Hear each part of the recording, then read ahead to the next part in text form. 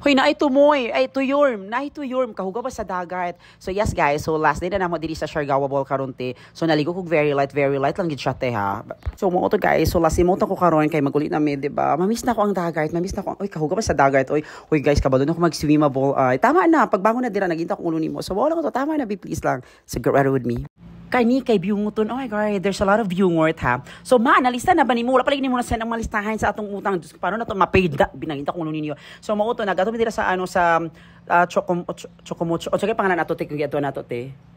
Cloud9. So nagatumit sa Cloud9. So mo nang Cloud9 guys. And there's a lot of people there ha. Like, shit, dag kay mga tao te. Very happy kay ite as in. So feeling good di mo ka nang stress kay ka sa life or ka nang ma-pressure ka. Wala, laban lang, ana lang. Wala na ko ring recommend. So pero te, di ba very nice kay siya, ang very nice kay ang dagat. Mauto no, ay no man magligog dagat. Wala ko naligo ana ka nang nag-ado-ado lang ko dito kay para makita mga people. So after ano ko nga laoy, ako nga nice ka ayo diri ay ka nang syempre very basta uy ka nang dagkar kay mga tao. So feeling mo ka nang malaya ka, very light.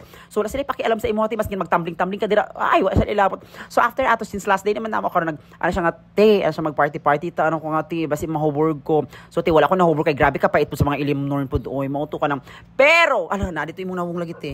Pero te, sa kadaghag tao te, so syempre kanang gusto na ko magmuni-muni, gusto na ko kanang mag-emote very light. So kaya man gud siya is, di ba? Dira mi amot asa na dapit pa so wala ko kabalo, wala ko sabot sa asa na lugar nag-uban-uban lang ko sa akong friend.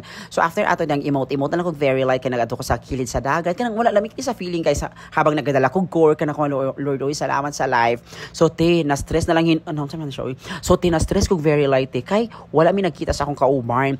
Unya, iyang cellphone na asa ako kay nagpalit ko unya kanang daghan kay people so mo wala ko kabalo asa na ko nag-adto te. So gihulat na ako ang kauban te hangtod nag-close pero nagbaktas-baktas na lang hinuon ko te kay di na ko siya matawagan. Unya nauna te akong kauban na diri sa sa kung asa mi nagstay so mo ti nagbaktas-baktas ko te.